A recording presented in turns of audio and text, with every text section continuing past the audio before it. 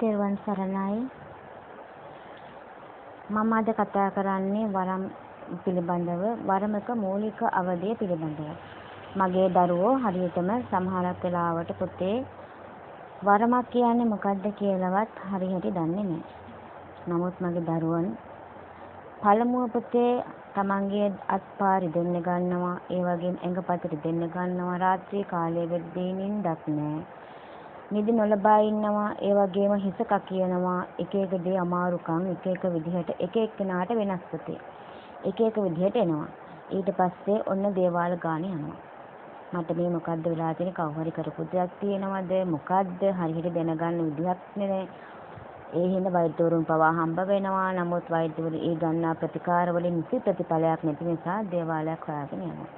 දේවාලයකට ගියාම ඔන්න සමහරක් අය සත්‍ය දේ කියනවා, පුතේ වරමක් ඇවිල්ලා තියෙන්නේ කියලා. සමහරක් අය කියනවා කරපු දෙයක් තියෙන්නේ කියලා. කරපු දෙයක් තියෙන්නේ කියලා කිව්වොත් ඒ හරහා දුවනවා. වරමක් තියෙන්නේ කියලා කිව්වොත් ඒ හරහා දුවනවා. එතකොට හරියට හරි දේ මොකක්ද කියලා දන්නේ නැහැ. තමන් වරමක් ඊට පස්සේ හිතනවා ඇත්ත පුතේ අපිට පිනට තමයි පුතේ වරමක් හම්බ වෙන්නේ. අපි මේ ආත්මේ හෝ පෙර ආත්ම භාවයක කරන්නා වූ කුසල කර්මයක් හින්දා තමා පුතේ අපිට වරමක් හම්බ වෙන්නේ. එතකොට ඒ වරම හදා ගන්න ඕනේ කියලා හිතෙනවා. ඇත්තටම පුතේ මේ නරලොවට පිහිට වෙන්න තමයි පුතේ අපිට වරමක් හම්බ වෙන්නේ. එතකොට ඒ වරම හදා ගන්න ඕනේ කියලා නමුත් එක පාටම වරමක් ආව ගමන්ම මට වරම හදා ගන්න ඕනේ කියලා දිව්වහම හරි දේ සිද්ධ වෙනවද පුතේ? ඔයාලා මං හිතන්නේ දැන් වරම් තියෙන දරුවෝ දන්නවා තමන්ට මූලික අවධියේදී ඇතිවන්නා වූ ප්‍රශ්න ගැටලු මොනවද කියලා. හරියටම වරම හම්බෙච්ච ගමන්ම දේවාල ගානේ දුවලා කපු මහත්තයා කියනවා දේවාලට ගියාම වරමක් ඇවිල්ලා තියෙන්නේ කියලා. වරම් සුද්ධ කරගන්න සමහරක් අය කියන අච්චර මුදලක් යනවා, මෙච්චර මුදලක් යනවා කියලා. ඒකට අපේ දරුවෝ කරන්නේ තමන්ට තියෙන දේ නැති කරගෙන හරි කමන්නේ මම මේ වරම ගන්නවා කියලා හිතාගෙන තමන්ගේ තියෙන දේපල නැති කරගන්නවා, රත්තරන් බඩ නැති කරගන්නවා, යාන වාහන නැති කරගන්නවා.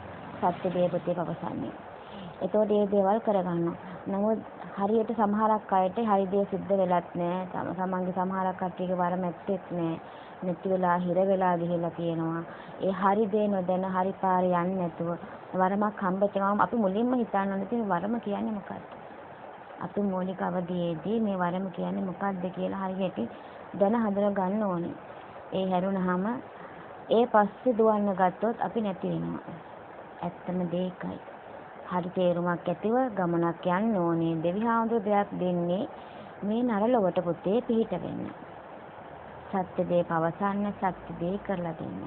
එතකොට පුතේ හරි දේ කරගෙන හරි ගමන යන්න මගේ දරුවෝ හරිද මොකද්ද මේ වරම කියලා තේරුමක් වේරුමක් ඇතිව යන ගමන තමයි පුතේ සාර්ථක ගමනක් වෙන්නේ. ඒක හින්දා හරි ගමන තෝරගෙන හරි ගුරුවරයෙක් ඇසුරු කරගෙන හරි ගුරුවරයෙක් පුතේ හරි ගුරුවරයෙක් Tamanට තේරුම් ගතිව හරි ගුරුවරයෙක් තමන්ගේ ඥාති දේවතාවුන් වහන්සේ විසින් තෝරලා දෙනකම් මේ ගමන යන්නට හරි ගුරුවරයෙක් තෝරලා දෙනකම් පුතේ පොඩ්ඩක් ඉවසීමෙන් වැඩ කටයුතු කරගන්න ඕනේ. කලබල වෙලා හෙට දුවලා මෙහෙට දුවලා මට වරමක් ඇවිල්ලායි කියලා ඒක මහා ලොකුවට තමන්ගේ හිතට අරගෙන ඒ දේවල් පස්සේ ගියොත් තමන් අමාරු වෙටෙනවා පුතේ.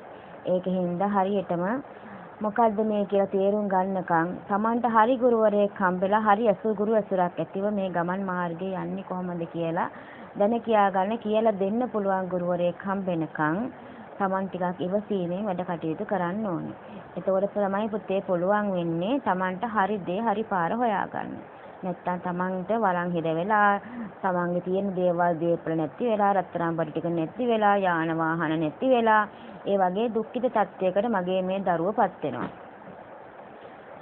පුතේ හරි ගමන යන්න පළමුව පුතේ පුතාලා බුද්ධ රත්නය වන්දනාමාන කරන්න ඕනේ. බුද්ධ රත්නය වන්දනාමාන කරලා බුදුන් සරණ ගිහිල්ලා ඒ දේවල් තියලා බෝධි පූජා තියලා බොමලු අතුපතු ගාලා බොමල තිබෙනා සියලුම දේවල් මල්ලිහන් සුද්ධ කර දීලා ඒ සියලු දේවල් තමන් හිත කැමැත්තෙන් තමන්ගේ ඥාතියා බොහොම සතුට වෙනවා ඒ වගේ දේවල් කරාම.